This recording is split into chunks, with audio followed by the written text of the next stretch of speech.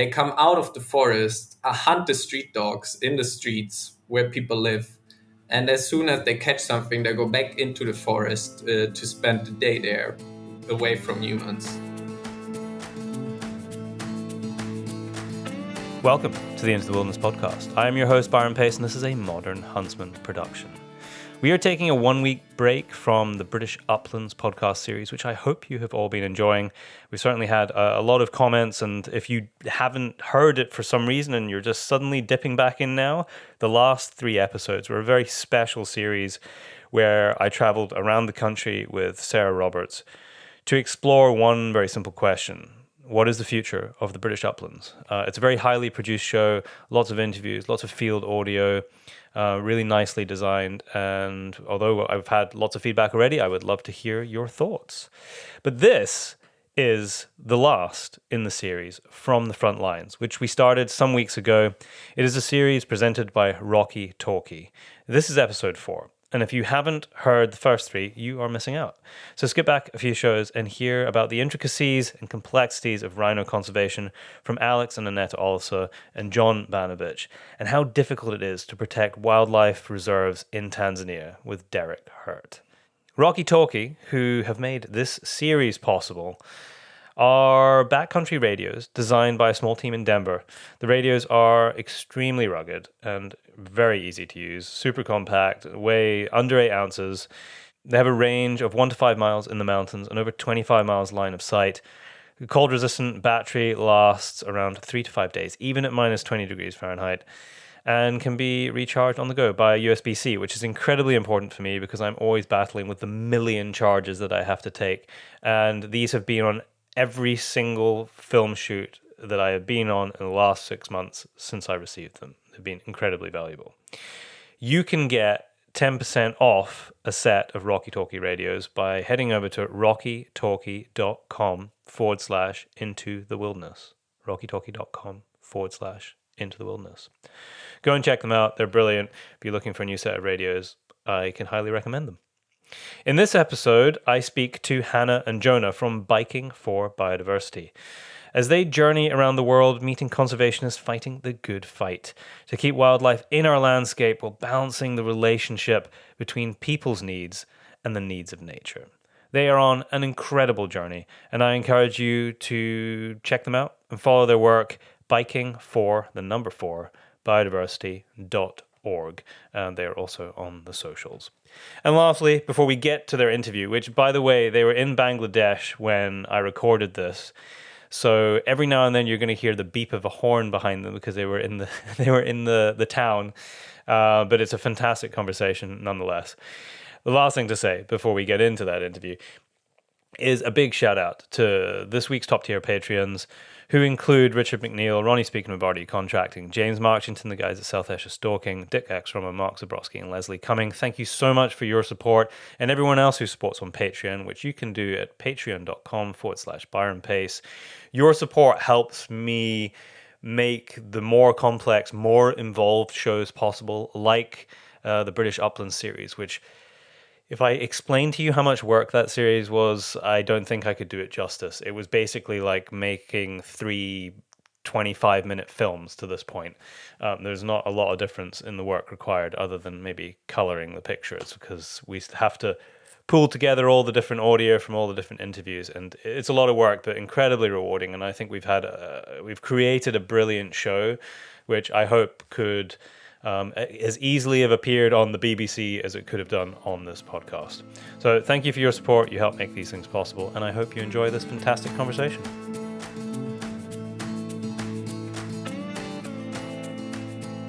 Hanna, Jonas, welcome to the Into the Wilderness podcast. Tell me, where in the world are you? Because you were somewhere, I think, across Europe when you first reached out to me.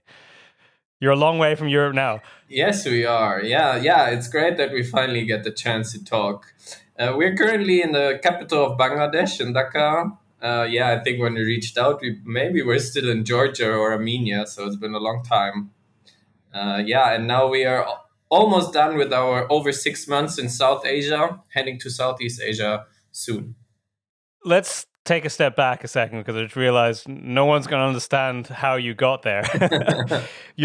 Are you both biologists, or is one of you an ecologist and one of you a So biologist? we are both ecologists, both Both wildlife ecologists. biologists actually, and also now declared ourselves as cyclists, basically.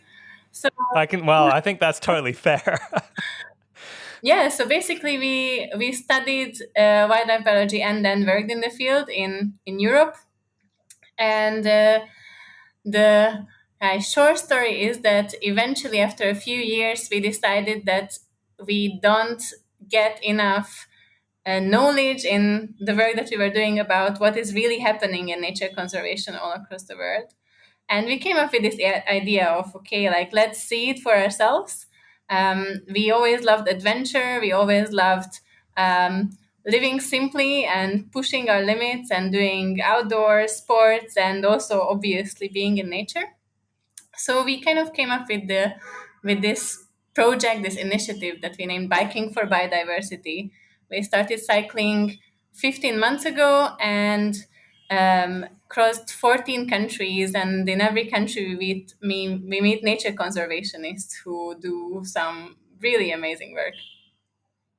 I think we're going to need a longer show to start going through all the awesome people you've met. But what a great name and what a great initiative, Biking for Biodiversity.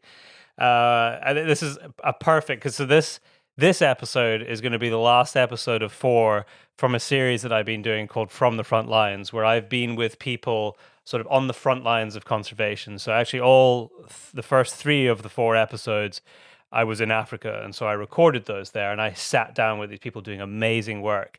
So I'm kind of getting you to do this job for me in this episode because you've been with people on the front lines of conservation. Uh, where How did you decide your route? Like, where did you go first? Who was the first person or the first initiative that you sought out on your journey? Yeah, so I'm from Germany. Hanna is from Slovakia. We met in Austria working for an NGO there. So that's where our journey started. We decided to start from my parents' place. And then we thought, okay, which direction do we go? In the beginning, we weren't even sure. Are we going to go to Africa? Should we go towards the east? And then we decided, okay, we want to go to Singapore. We want to see Southeast Asia. And then on the way there, we just made it up along the way, basically. From our I love work, that. we knew some projects that we worked with in Central Europe, and we visited them first. And from there, we just like spontaneously many times decided which route will we take.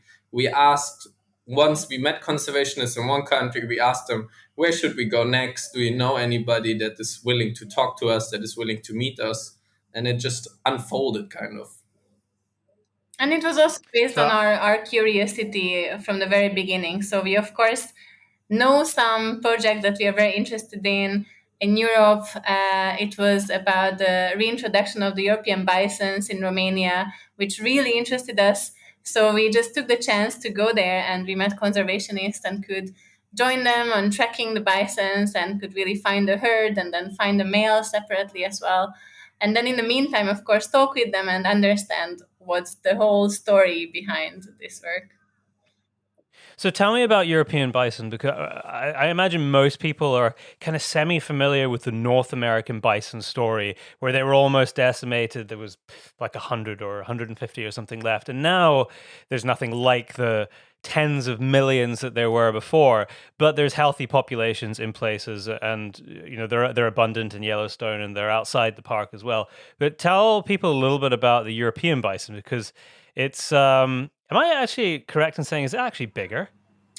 I think the American buffalo or bison is can grow a bit taller because actually Okay. the North American one is more like a prairie species, open grasslands, and the European one lives more in forests, so it's a bit smaller.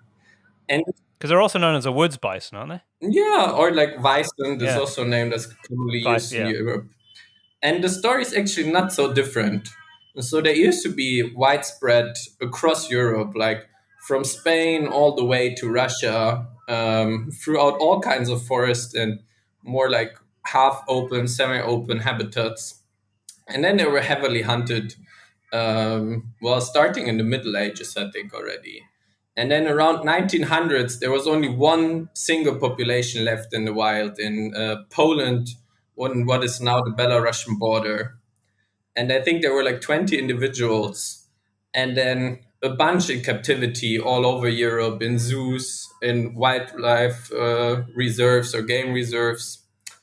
And then basically, after they were almost completely wiped out, eventually Europe came together. There were different initiatives. All the zoos started cooperating to breed them from this very small gene pool that was left. And now it's been rewilded in several places in Europe. So the place we visited in the Fagarash Mountains in Romania is actually the only one where they're completely roam free. So they're not fenced at all. Unfortunately, in all the other places, which is, I think, around 10 at the moment in Europe, they still have some kind of fencing around because people still don't want them to roam into their forests or close to settlements or whatever. Because I actually saw there was an interesting article, but it was a while ago since I read it, so unfortunately I'm not going to be able to give you much detail on it, where they were talking about the reintroduction of bison across Europe and how they were hoping that that was going to play into wildfire mitigation by controlling foliage. Did they cover that at all? Was that a point of discussion where you were? I don't think we talked about that specifically, but of course, things are intertwined. So wildfires and extreme weather patterns already hit Europe very very excessively, and I mean there are no other large free roaming herbivores left in Europe. So bringing back European bisons to these landscapes is crucial, really, to save these forests. So of course it's intertwined, yeah. And then at the same time, yeah, like natural old growth forests are also shrink like very small amounts are left in Europe. In Romania, the last old growth forests are being clear cut, illegally cut. So it's just a lot of different challenges that hit these last natural landscapes and also the wildlife that would inhabit them. Yeah, it's very complex. That's interesting what you're saying about illegal logging in Romania. I think when we think of illegal logging, generally speaking, most people are imagining like the Amazon, or like deep in South America. So what are they illegally logging? Is there a certain type of timber, and how big a problem is it? Yeah, that's actually like something that is already very important on our journey. So when you talk about certain problems, people have like certain places in mind. When you just talk about biodiversity in general, people have certain places in mind where there's a lot of biodiversity. But one of our goals with this journey is to show that biodiversity is everywhere, but also the destruction of biodiversity is happening everywhere. And in Romania, there are still some of the biggest old growth beech forests. So, forests that are native to Europe that don't occur anywhere else in the world, a very special habitat, but also has been cut down across Europe. There are only very small patches left. And in Romania, there's still a very big one left in the Carpathian Mountains. Big untouched forest, very beautiful, very important carbon sinks, but because of missing law enforcement, missing monitoring of these forests, unfortunately, in many places, illegal logging of this very valuable but very slow growing wood has been rampant for many decades. Well, I had no idea that was going on there. And it's not just I mean it's a whole network of like the illegal logging industry. Like what is happening in Romania is actually financed by other Western European countries, right? So like actually uh, Sweden was importing this wood and other countries as well, which just did not take the steps to make sure that they like source wood that has been logged in a sustainable way. So yeah. I think that's a really common problem. If you don't know that, I think a lot of Western companies have taken the approach. If they don't really know where it's coming from, then it's okay unless they're explicitly told, and then they kind of have to take action. That certainly has been the case in previous decades. I know that there was a documentary, and IKEA was one company that was picked up on this. I think they've fixed all that now, but historically, certainly they were, or they've said they've fixed it anyway. But historically, certainly, I think they were caught out having timber in some of their products that were coming from these illegal logging operations in different parts of the world. Yeah, it's been something that we came across in Romania already in our work before, but also we came across in Georgia. That simply in countries where like the government and the police is not working as well as they should. It just happens easily that wood gets cut illegally, but it's not officially, like, you cannot easily see. If you just buy some wood from somebody, you do not know whether it's illegally cut or not.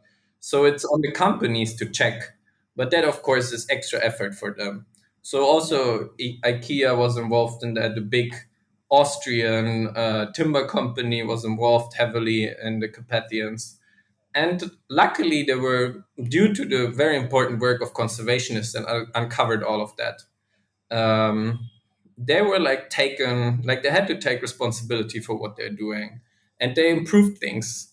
I wouldn't say that everything is solved now, but it definitely was a good example of like how important the work is of conservationists to just uncover things and just make them like public. Yeah, no, absolutely. So the European Bison Project, just to go back to that you visited, what is their hope for the future of European bison across continental Europe? Given that there's so many people there. Yeah, I mean, the idea is that there should be at least islands, different spots across Europe where historically the European bison was native. And in these places, in protected areas, they should roam freely. And in fact, they are not going to roam across the whole continent if they have enough, like a suitable, big enough habitat where they are. So if the populations are managed well, then they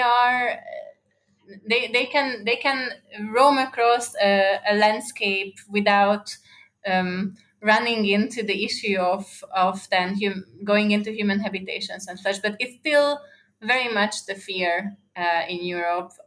Human wildlife conflict is a big deal, big issue, and regarding the bison reintroduction, it's also one of the biggest fears of communities that these large herbivores will destroy their farmlands and so on. Come and eat their roses in the garden. Yeah. It's just important to mention regarding this that it's not one universal like European bison project. So there are different NGOs working in different areas, or other organizations Yeah. working mostly separately from each other, kind of, unfortunately, introducing bisons in different places that are more suitable or less suitable. And the organization we visited that does it there is called Conservation Carpathia. It's an NGO, and for them, it's part of a big project. So they don't only reintroduce the bison there; they also bought huge pieces of land where these bisons can live, which is like very crucial. So they actually can make sure these bisons have enough land where they find enough food, so they don't have to roam into anybody's private land. They reforest areas that have been illegally cut down in that area, and they work with local communities to provide them with livelihoods. They have started brands that market local products. They give them jobs in the replanting or as rangers to monitor the bisons. Okay, to get local buy-in. Yeah, I mean, it has to be that way. On all the places I've been around the world, when I see conservation action working, it's where you have a committed local community because they're getting something out of it, which is fair.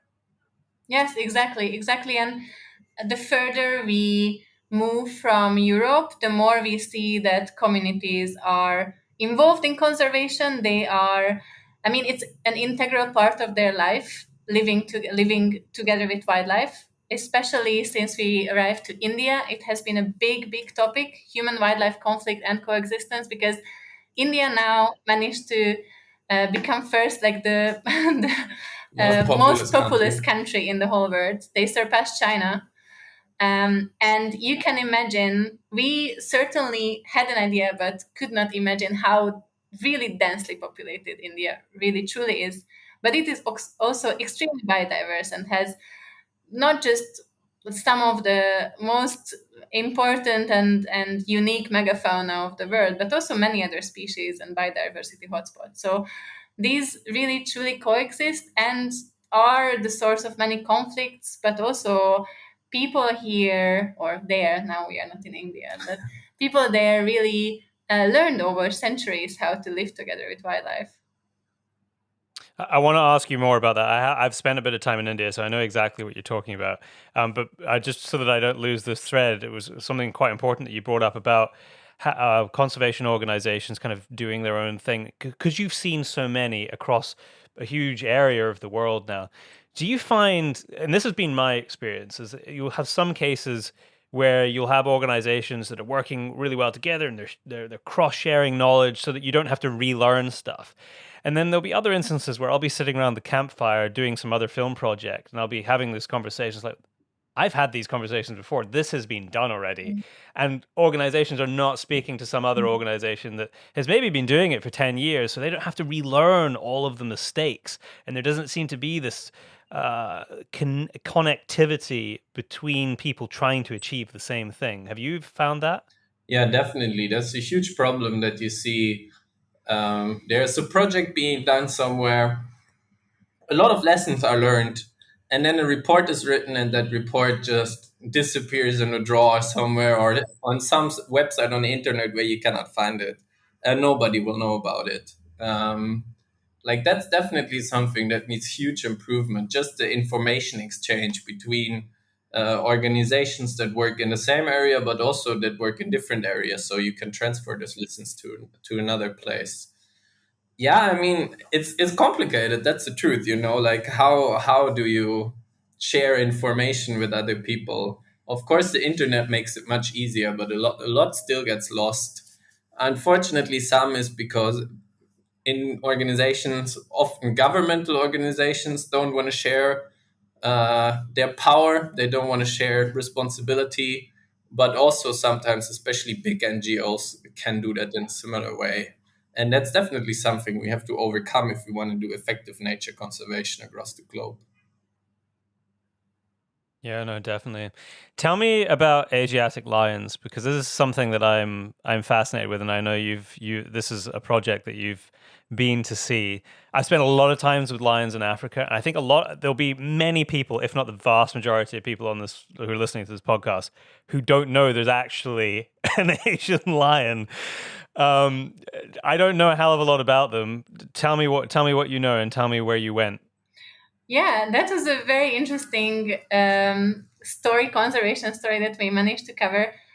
So, in fact, yes, Asiatic lions were formerly had a very big distribution across India, Pakistan, I think the Middle East, until the Yeah, Middle all the East. way to Turkey, like into Europe even. Yeah, into the Mediterraneans, basically. And I mean, as always, the what happened was overhunting. They were still they had some pockets of populations in India until the British arrived and did. I mean,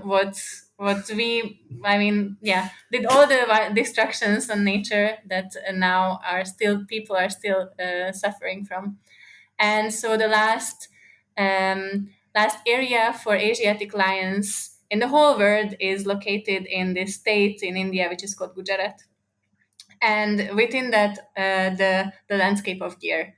And that's where, when they started the Lion project, the government of India, there were about 140 individuals left. And In the world, that's it. yeah, in Gujarat. That- Yes. mm. And there are now, I think, 12 years later or something, I don't know about that. Now there are almost 700 individuals. Yeah, lions breed quickly if you give them the chance. Like all animals, if you give them the Yeah. right conditions, they will reproduce quickly. Yeah, and I mean that's quite a that's an amazing increase. Are they How are they dealing with that number of lions in an area? Is the area big enough? Yeah, that's actually coming back to what you said about exchanging information and like sharing. Um, they are spreading around. It's basically from literally one location is slowly spreading out. And there have been several plans to relocate them to other places in India where it would be suitable habitat.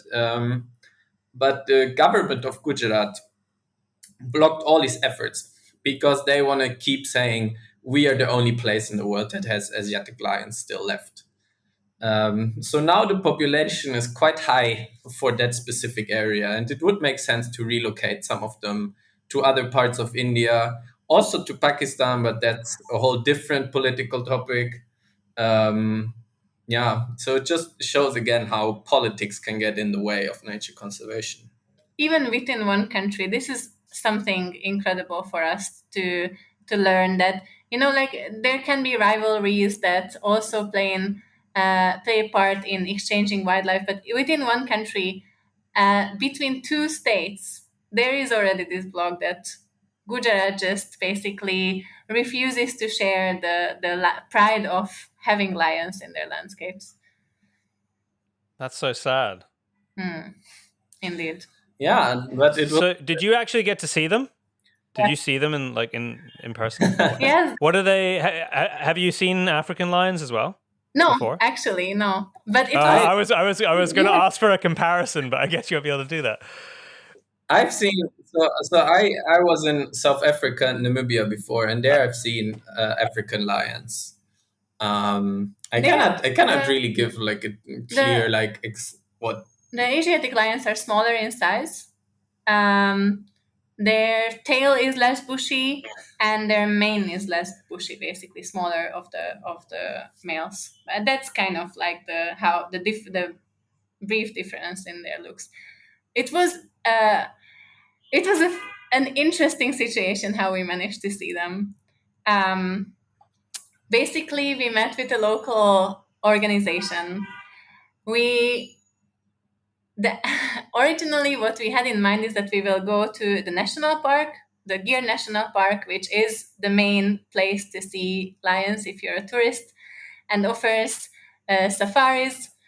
And then we found out that for foreigners, it's extremely expensive to go on these safaris. And in the meantime, we got in contact with this organization who was really keen on meeting with us.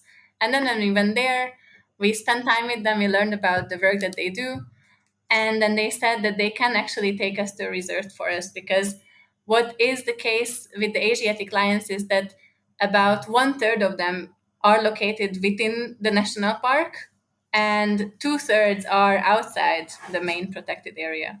So it's actually almost easier to see them outside. Um, so we went with them to this reserved forest, and we met lion trackers there. And then we talked with them, and then they said, well, like, okay, so we told these stories, like, now, do you want to see the lions? And we were like, sure, definitely. And so we just started walking. One of them had a stick, so we felt very safe that there was one guy with a stick. And we just started walking, and I think 10 minutes later, from the location where we stopped, 10 minutes later, we found three females. And eventually, with these lion trackers, we could approach them. I think we were 20 meters from them on foot. Oh, amazing. It was crazy. And they didn't mind, basically. There was one pregnant female who moved a bit behind, but the other two did not mind our presence there, probably because there was the lion tracker who they know already very well. But they were extremely chill about having humans watching them, and we were, of course, just astonished. Oh, what an experience. Those close encounters with, like big predators, there's something very special about them. And I've been fortunate to have quite a lot with different species, and it's just as magic every time. Yeah, definitely. Also, coming back to the bisons, we came across the biggest male of the whole population just on the way out of the forest. And it's literally like it weighs over a ton, that animal. And it was like 5 meters away from the car when we passed. And on some hand, we think like we don't always want to like break it down to these small moments. But in the end, they are the some of the things that stick with you the most. Just seeing wildlife close up, like especially big species, is just something very special. It is, and if that's the thing that makes people care more to do more, then that's totally fine by me. Yeah, I agree. It's either has to be an emotional connection, some kind of very raw, very deep nature experience that makes you care and do things, or I mean, yeah, some people can actually change their behavior based on the sheer numbers and statistics, but it usually is the emotional element that motivates people. Yeah, totally. So tell me a little bit more about the human wildlife conflict in, I mean, I guess there's lots of places in the world that you could touch on that, but I'm thinking particularly of India. Tigers is the thing that'll spring to mind with tiger conflict. I know that there's, in some places, there's quite a lot of problems with human elephant interaction as well there. I mean, it's a big, huge problem in Africa. I don't, I've s- don't, I haven't spent as much time with Asian elephants. But what did you find as you were traveling through the country in this very densely populated, with this densely populated human population, about how they're interacting with nature? You mentioned earlier about the history that has carried on, where people are more used to living in a landscape with big land mammals, but there is still issues that occur. Yeah, in terms of human wildlife conflict, India has definitely been eye opening for us. Human wildlife conflict is a topic everywhere, for sure. But in Europe, like we worked on wolves before in Europe and how they are causing conflict. Oh, let's come back to that, definitely. Yeah. But then what we're talking about is that a few sheeps per year are killed by some wolves. That's extent. And then when we came to India, we visited one of the tiger reserves close to the Nepalese border. And there, the extent of human tiger conflict was that several years, several people get killed by tigers and leopards. So it's just on a whole nother level. Um, and then still with what, you know, in Europe, it's hugely politicized, this topic. Like people are winning elections on the topic of the wolf, even though it affects 0 point something percent of the population. And then here, people lose family members because of the tigers or the leopards, but they still value them as animals that belong to this land, that are part of this land, and that have their space, even though it causes conflict. And that is something that is very deeply rooted in Indian culture. In Hinduism, many gods and goddesses are either have an animal form or they have mounts that are native animals that they are considered holy.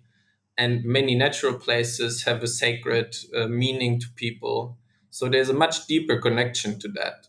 And also just taking these sacrifices or accept them, that if you live close with other species, that not only other species will have to suffer, which they do all the time, all the species suffer from human interference, but that it also goes the other way, that you have to accept that sometimes, especially if you come closer and closer to the habitat, that some things will happen. Yeah, it must have been. Did you actually go to communities where that had happened? Yeah, we visited several communities.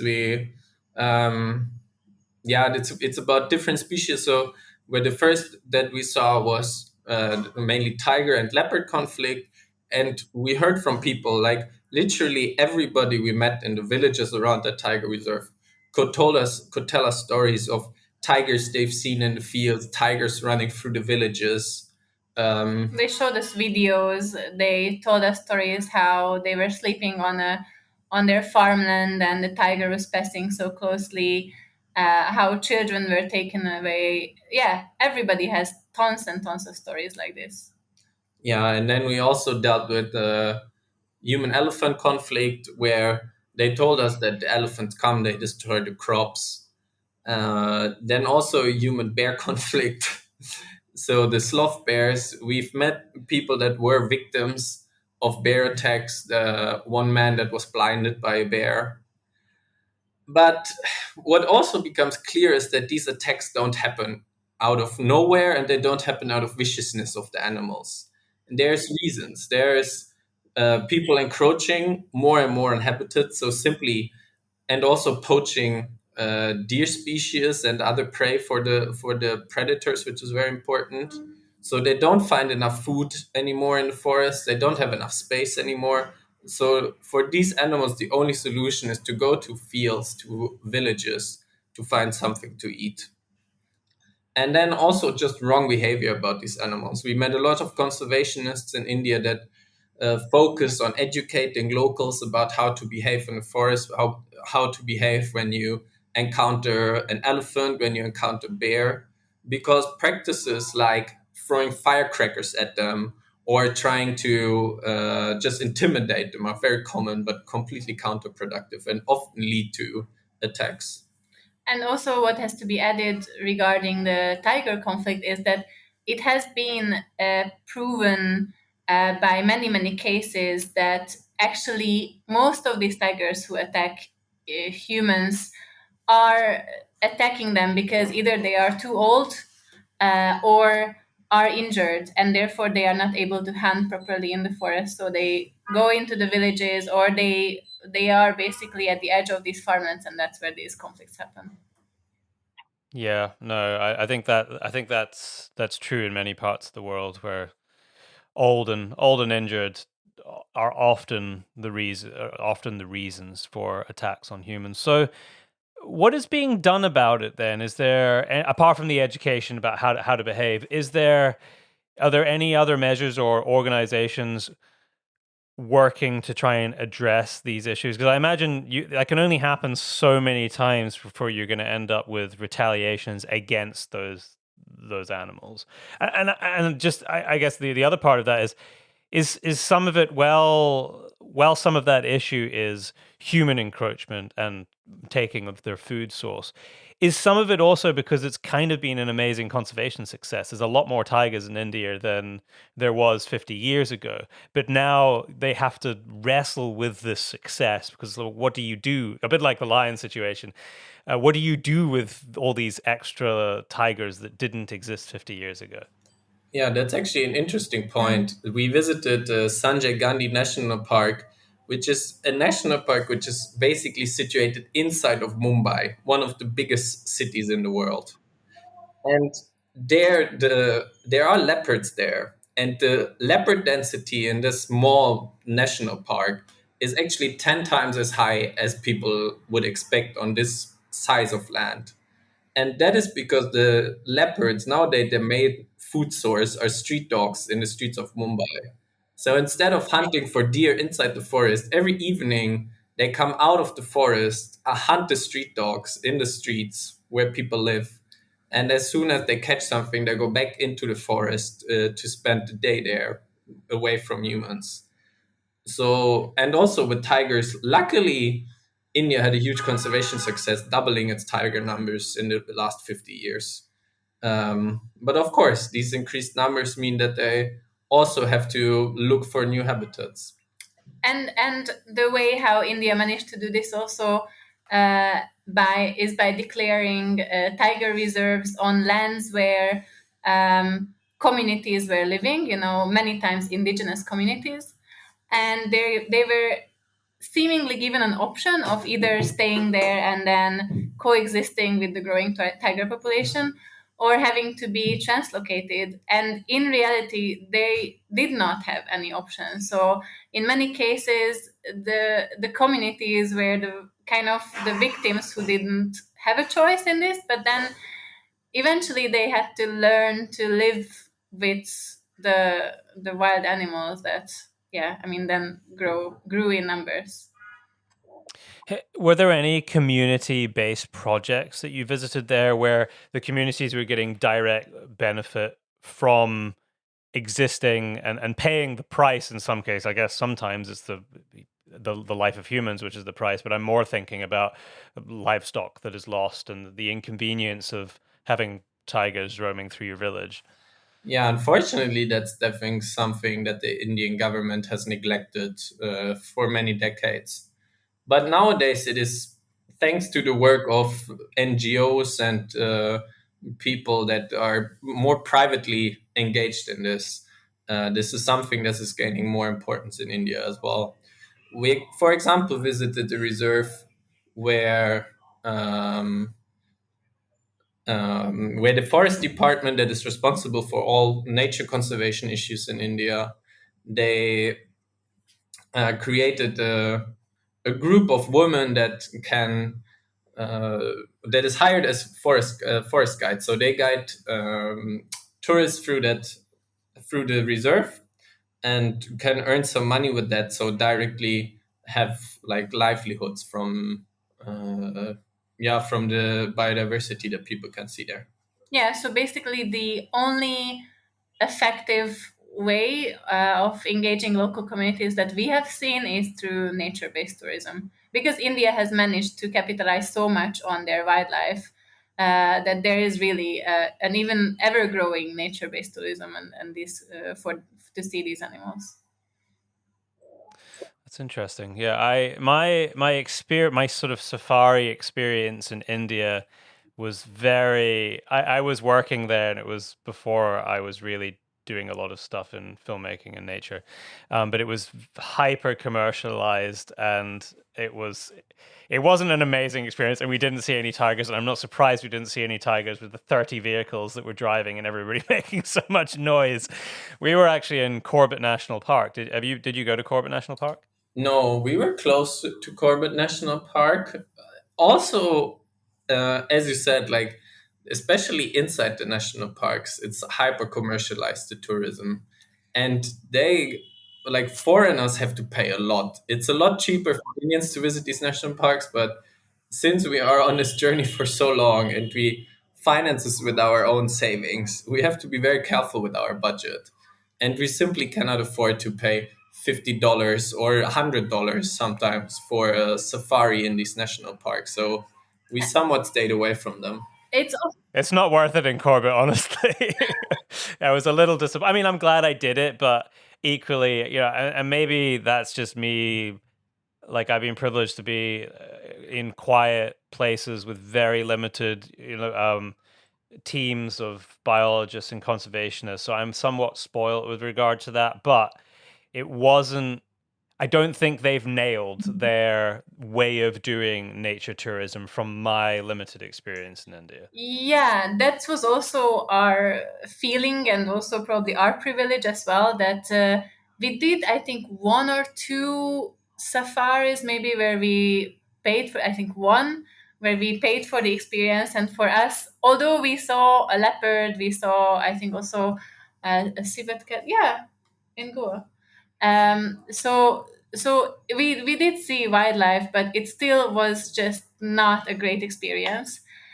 But in parallel, we had the privilege to join conservationists who took us on non-official safaris where we just drove through the They're the night best. and Yeah. and basically just had fun and forgot about the time and everything. So these were for us much more memorable experiences. But of course, in the end, what I mean, India is earning a lot from this kind of wildlife tourism that is focused on mostly tigers and leopards, and they have a few of these well-known protected areas where majority of the tourists go. So, in a sense, they managed to do it right. It just might not fit to everyone's taste. Yeah.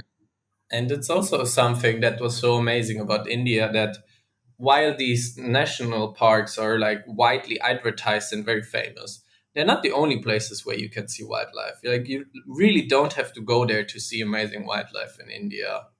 um, we saw them like in fields. We saw like, I remember the second day we were in India, we just cycled through very agricultural landscape, and then first we saw a tree with it was full of vultures, griffin vultures.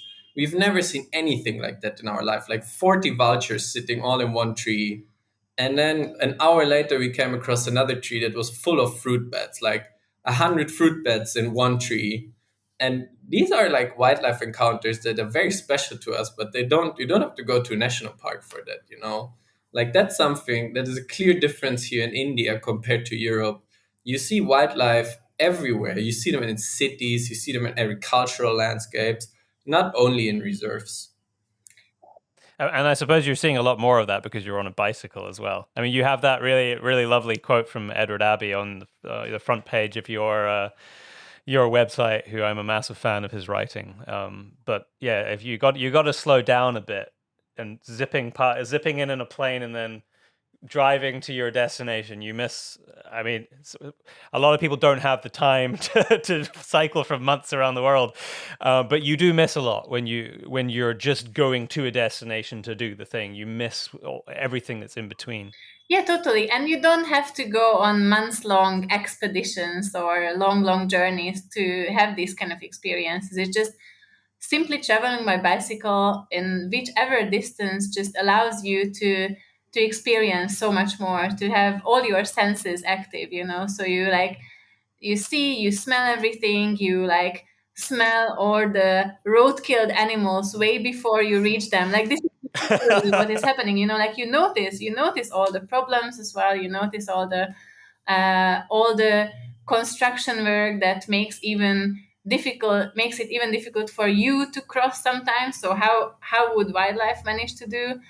um, you manage to experience the terrain, the harshness of the terrain, the harshness of the weather, and then you can also talk with people all the time. Especially we try to avoid big roads as much as possible, so we have driven through really small villages in India, in Pakistan, and now in Bangladesh, where they have never seen white people in their whole life. We were the first people there. And these kind of experiences are extremely unique for us, and seemingly also for the people who we meet as well. No, I love that. Immersing yourself in the local cultures and taking the time to appreciate how people exist in those landscapes that's what I gain the most from when I'm in places. I wanted to ask you about something which you've written quite extensively on your website, and I'm curious to see where you've seen this occurring. You've written about the role of hunting in conservation and where that works, I guess, where it doesn't work. Tell me how you came to that, and what prompted you to actually clearly spend quite a lot of time explaining this as part of your journey and on your website. Yeah, for us, it's nothing we really were in contact before we started this journey. And we only encountered this, like, we knew that trophy hunting, which can help conservation, exists, but it's nothing we were ever in contact with, you know. Like, in Europe, hunting is mostly considered bad by conservationists, and there's not money going into conservation for hunting. And then when we arrived to Pakistan, it was the first time that we encountered that there are very high amounts of money being paid to hunt certain animals, and this money goes to local communities to conserve the local habitats. And then, after writing about it, we realized that it's a topic that people are very interested in. That's definitely the topic that that went most viral on social media. Um, yeah, so for us, like, hunting is a topic pretty much everywhere. Also in India, actually, that is one of the few places that we visited where it's not a topic, which shows, Yeah, because you can't hunt in Yeah. India at all. yeah, Yeah. which like shows again how like different the Indian attitude towards wildlife is. But like every European country visited, hunting was a topic. Sometimes it's more controlled. Sometimes there's a lot of illegal poaching of all kinds of animals. That is a huge issue. And in Pakistan was the first time where we saw it as a tool to improve nature conservation. So what is unique in Pakistan is that, in contrast with other areas where private individuals would own a reserve which they would open up for hunting, in Pakistan there are community owned hunting areas. So they are community based conservation areas and hunting areas. So the community owns the land, they manage the land and all the resources that the land gives. And also they are some, like, together with the local Wildlife department. wildlife department, they are also responsible for managing hunting licenses, for bringing hunters there, and they also share the profits that they get from these licenses and from the trophy hunting. So I'm more familiar with how it's a very similar system to how it works in Tajikistan, which I'm more familiar with their system than I am in Pakistan. But it's very similar mountain species, and I think it works pretty in a pretty similar fashion. But what was the history there? And what I want to try and understand is, what was the state of wildlife conservation before they implemented that and had the funds to be able to pay for the protection of those areas? Yeah, hunting is very common in Pakistan, and it has a very long tradition. So, unfortunately, that means that several ungulate species have been completely extinct, like the nilgai and the black buck, which are very abundant in India. So, it shows that it's mostly due to the hunting. And many other species have been quite decimated. So, many are threatened or vulnerable. And in Pakistan, we're only talking about ungulate species that are open for hunting, so no predator species or anything like that. And it was introduced in the 90s, the trophy hunting system, I think. Yeah, late 90s. Yeah, also actually with cooperation of WWF. So it was clear from the beginning this is supposed to improve nature conservation in Pakistan, a country which has been ravaged by poverty and political problems since its existence. So hunting also was just a means to survive for many people, a means to get food on the table. Yeah, and then in the 90s they wanted to basically introduce that possibility that hunting can not only gain some meat but a lot of money from people that are interested in hunting these specific uh, these specific species or these specific individuals that are very interesting for them, and using that money in a controlled way. So whenever license is given out, 20% of the money goes to the forest department, 80% of the money, or the wildlife department, 80% of the money goes to the local community on which land this animal was hunted. And what is also important to mention here is that the 80% that the community receives helps them to, like, just develop their land, to set up irrigation systems, to compensate for all the livestock losses that they experience throughout the year. For example, in the Himalayas, it's about the snow leopard. So in this way, they also don't retaliate so much because they have the means to compensate, and they also can understand that protecting animals, protecting markhors, protecting mountain goats is the way for them to sustain their livelihoods. So they are actually um, basically motivated to engage in the conservation themselves. And it has been proven throughout the years that the markhor and ibex numbers have grown significantly because of the engagement of the local community, which is driven by the financial benefits that they get from trophy hunting. Yeah, I know it's been an amazing conservation success story there, from very, very low numbers historically. And there's that direct economic tie where wildlife has a value, whether we like it or not. It'd be nice just for wildlife to exist for its intrinsic value to everybody, but in places like that, and I've seen this repeated the world over, particularly in places where people have very little, you need that connection with wildlife and a direct value and benefit back to local communities for them to care about it, because they're concerned about putting food on the table tomorrow. And to expect somebody who's hungry or potentially is going to be hungry tomorrow to care about conservation is a very privileged Western position to be in. So that's amazing that you got to see that. And did you actually go and see some of the communities that were operating in this way? Yeah. So it's really widespread in Pakistan, especially in the northern part in the Himalayas, simply because most of the land there is rugged mountains, so not inhabitable. So the only things they have there, the only animals they have there are these ungulates that live high up in the mountains all year. So it's quite widespread there, and they really they were very happy. The communities we talked to, they were very positive about the system.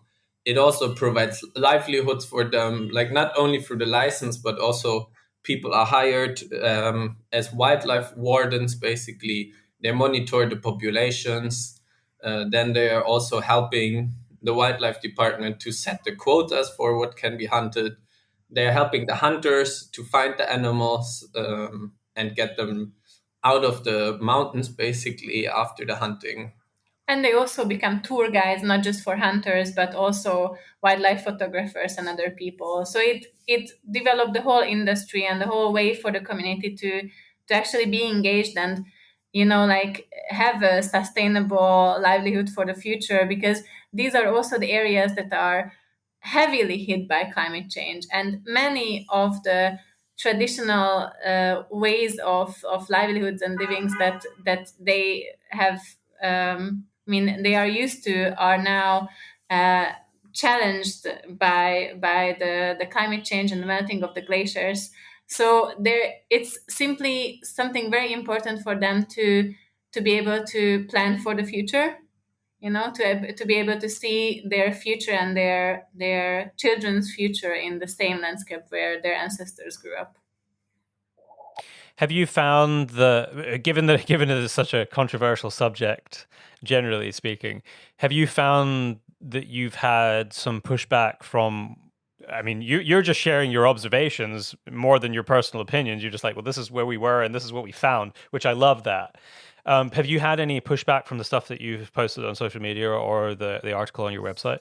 Luckily Like, not. not clear, but of course, after Pakistan, we returned to India, and for many Indian conservationists, this kind of stories and news are unimaginable.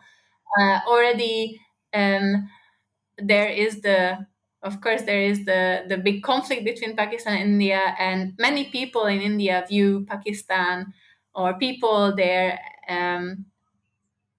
like as hunters, um so I think for many people also it was eye opening to read our stories and to actually, whoever had the openness and the interest to understand, they were surprised to learn that there is actually a system that can work. And when you think about it and you think about the benefits, like as you said, it would be great if there would be an ideal world where people could just, like appreciate wildlife for their intrinsic value, and local communities could somehow manage their livelihoods as well. But this is a system that works there in Pakistan, and we haven't seen many other ways where communities could so fast gain benefits as they are in that specific system. So I think it is eye opening for many other countries and many other conservationists. So, where are you headed next? Well, we would like to continue to Myanmar, so that would be the land way to get to Singapore. Wow, that's a place. Are you actually allowed in there right now? No. No, so that's the No, problem. no. That's not going to happen. Okay. The land borders are closed. It's not safe as far as we know to travel in Myanmar at the moment. So we have to resort to the airplane. We will fly from Dhaka on the 29th of August, so in 2 weeks from now, to Bangkok. And then we're going to continue our journey in Southeast Asia. We still want to go north, visit Laos, Vietnam, then go back to Cambodia and Thailand, and eventually down to Singapore. So there's Wow. what, like 6 more countries to Yeah. go. Yeah. Is there, aside from the specific, I know that you visited so many places and there just simply isn't enough time to go through all the projects that you've been to, but aside from the ones that we've talked about, is there one more that you want to highlight? That's a tough cookie. Yeah, that's a hard question.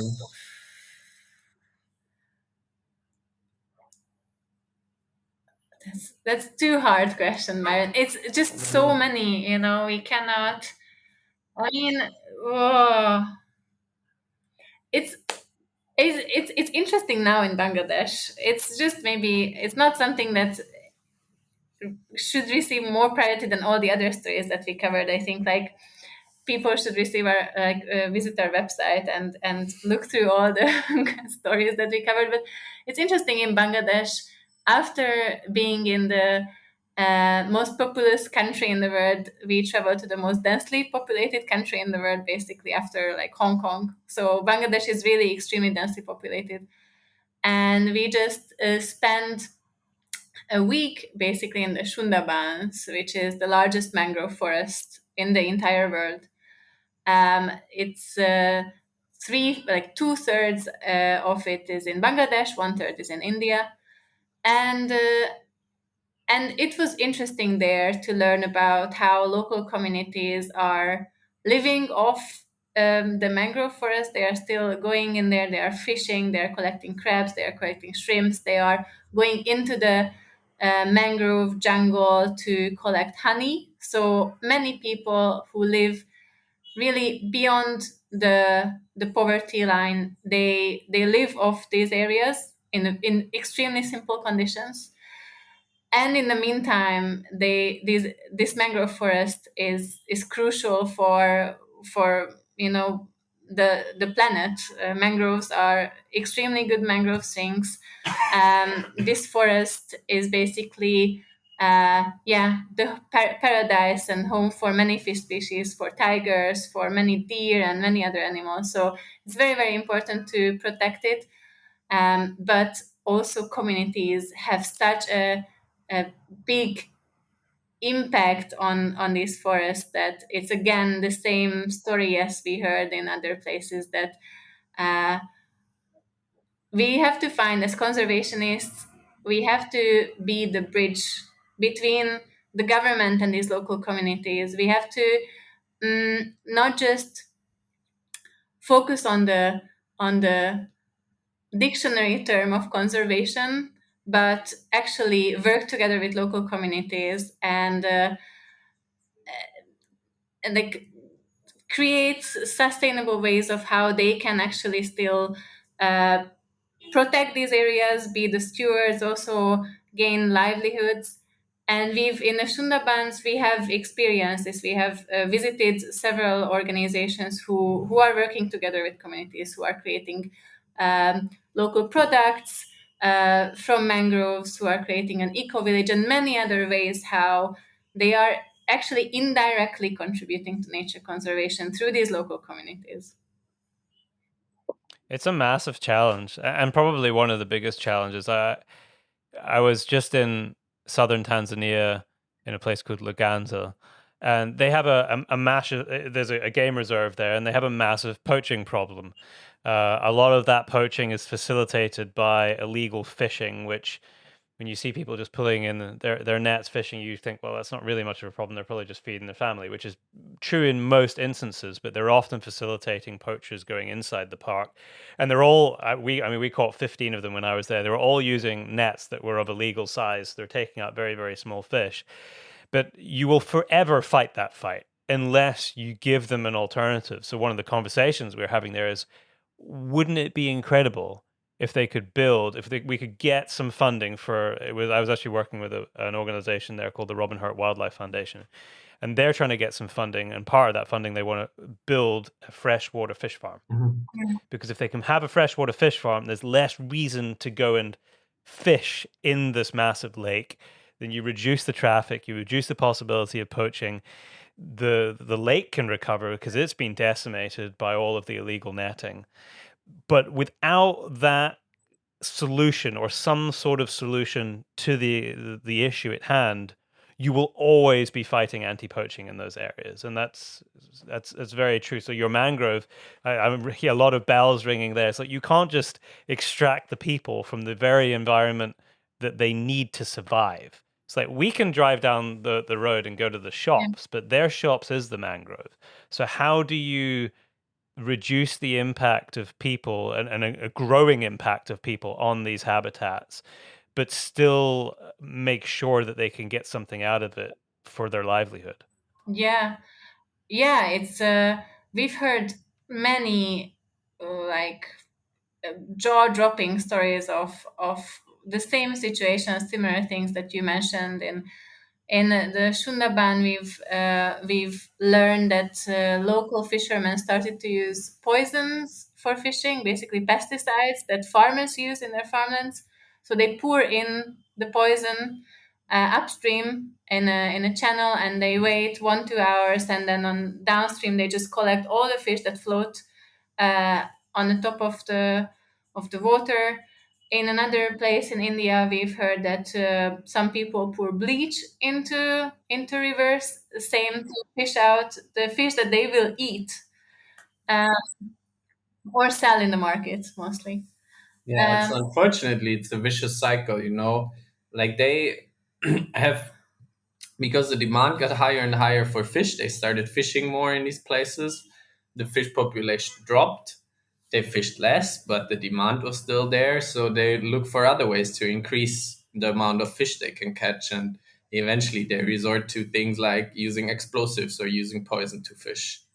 And that's the thing when you like sometimes when we from afar talk about these communities and the horrible things they do to nature, like poison fishing, it sounds like they are the problem, but often the problem is that demand for products rises from cities, rises from people that can afford them rather than the local population itself.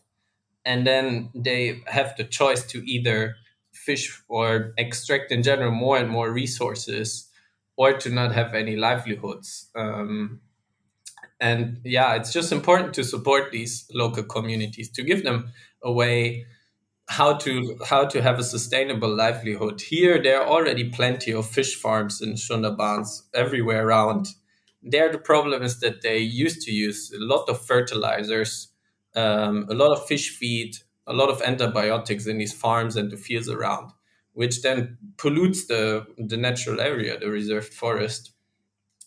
So it's just like there are so many different scenarios, and the role of NGOs and also governmental organizations should be to find local solutions to that. Like many people ask us, so what is your advice for us? How do we protect nature? But we cannot give somebody advice how to protect nature. The only advice we can give is listen to local experts, because everywhere we've gone, we met people that so passionately work on these solutions and implement them.